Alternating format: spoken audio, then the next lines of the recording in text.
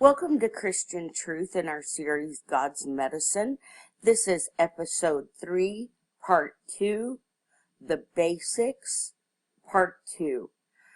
I wanted to come back and do a second part of the basics because it was pointed out to me that I didn't quite maybe go into as much depth on a couple of things as I should have. I am new to this whole video thing, and so I knew I had left some things out, but decided I did need to go back and expound on it just a little bit. Some people that know me pointed out that I talk about weed and feed all the time, and if you didn't watch our first few videos, I'm going to encourage you to go back and watch episode 1, 2, and 3, because they're going to have valuable data in there that I'm building upon in these series. There's going to be some words that I explained in those videos that will come up over and over, and you'll need to know those terms and why I'm saying what I am. So I encourage you to go back and watch episodes 1, 2, and 3. Also, I encourage you to take notes because I went ahead and moved on to the next section, and that's when some of these things were pointed out to me that, wait a minute, you're already going here and shotgunning us with all of this data we weren't even ready for. So I want to make sure that I don't overwhelm you, and it's probably best to take notes when you come and watch these videos. No matter what subject I'm speaking on, I generally will give you lots of other data about other situations. So it's best to grab your notepad when we do these. And what was brought up to me in the basics that we didn't go over quite enough was the weed and feed. I did talk quite a bit about feeding your body what it needs, but I didn't talk quite as much about weeding out the things that your body doesn't need, which is something that I talk about constantly when I talk to people about God's medicine, because weeding out the bad things in your body that your body doesn't need is just as important, or more so, than feeding yourself the good things it does need. You've got to have both parts. They work together. So I just wanted to talk a little bit more about weeding out the things that we don't need.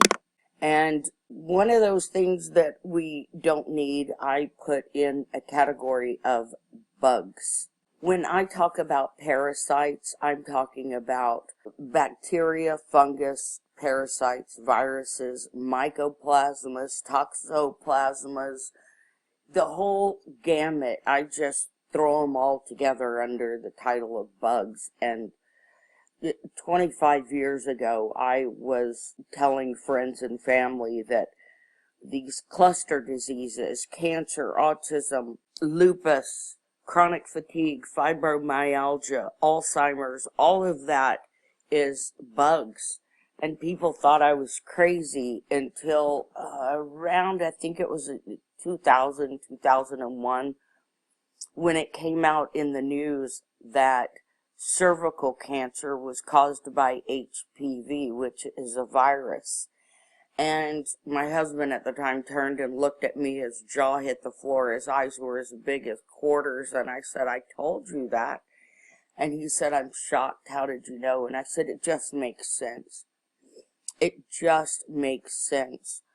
And now there's lots of research coming out to support that view more and more every day. We're finding out that pathogens, bugs as I call them, bacteria, fungus, parasites, viruses, mycoplasmas, toxoplasmas, all of these things are implicated in many of our diseases. So in part 1, I talked a lot about feeding your body what it needs and how deficiencies and accumulations are indicated in illness. But it was pointed out that I didn't speak quite so much about what we need to weed out. And one of the biggest things is the bugs. Now, some people say there are literally hundreds of parasites that may invade the body, and I hate to tell you they're quite wrong. There's actually thousands of parasites, bugs, bacteria, fungus, parasites, viruses, that tens of thousands that can and do invade the body. Now, when you get into an issue is when you have an overaccumulation. Normally, the body is functioning properly and we're able to use our immune system to get rid of those. But when you get some kind of accumulation, you get some kind of imbalance, that's where we end up in a problem. The problem is there's so many and they accumulate so much that we have to stay on top of it or we end up with an issue. And parasites, bugs are so prevalent in our current society. There's so many people that are sick simply because of these pathogens. And they affect literally everything: mood, cognition, body weight, ability to digest, sleep, think, everything. Here we have an article in Prevention Magazine that talks about a contagious virus causing the obesity epidemic. Now, this is an article from April 8th of 2015, and they talk about Dr. Durandhar, sorry if I pronounced that badly, out of Texas Tech University in Lubbock, has been testing this virus and says that the virus infects stem cells that reside in the fat tissue. He says it boosts their numbers. So it boosts the numbers of fat cells that you have and makes them differentiate into fat cells and prompts them to store more fat. It's a vicious cycle that's hard to stop or reverse once it's begun. Of course, their solution is a nice vaccine, and I'm not even going to go there in this video. But I am going to show you that WebMD also reports on this same fat virus, saying that your obesity could be a contagious fat virus. Now, in this article, they cite Richard Atkinson out of the University of Wisconsin-Madison. And he says that the virus seems to change body composition, so there's an increased percentage of body fat. Weight gain was about 4 times the weight gain of comparison monkeys in their study. And he says up here he's led several investigations of this parasite called AD36 on humans and animals, and he published the results saying that in studies where it was given to chickens, mice, monkeys, and rats, their body fat increased by as much as 50 to 100%. So there's even been, along with the fat virus, a stupidity virus that's been discovered, and this comes from ABC News. ABC News says the new stupidity virus was discovered. We see here that researchers from Johns Hopkins Universities and University of Nebraska have also discovered this virus, and they say the stupidity virus they found in throat cultures of healthy subjects during completely unrelated experiments. 44% of the people tested positive for the virus, and those people performed 7 to 9 points lower on their IQ tests. Here, Newsweek also reports on the same stupidity virus. So we are starting to see a lot of viruses that are being reported on I still hold out hope that we're going to get a lot more information coming out about parasites, mycoplasmas, toxoplasmas, funguses, but at least some research is coming out about viruses, and that's going to be a huge area of toxicity. That's going to be a huge area that needs to be addressed in the weed portion of your weed and feed program. You have to get rid of these toxins. And so there's good parasite cleanses that you can do. I don't have a particular one I can recommend to you at the moment, but I would recommend that you go to a health food store or go online, do some research, get some good parasite cleanses, and understand that some of these, particularly in the case of mycoplasmas, if you're dealing with a mycoplasma infection, which would be indicated in any kind of endocrine disorder with low energy, you may be looking at a year and a half to get rid of that virus. So if you see your symptoms get better and then over time they slowly go down and a year later you're sick again, then you may have a mycoplasma or a toxoplasma or something like that that's going to take a lot longer to get rid of than just the normal course of parasite cleanse. And as far as parasite cleanses, I am going to do, like I said, a whole nother video on this, but it is recommended that you do that yearly. It's not something you do once your life and it's over. It's a part of routine body maintenance.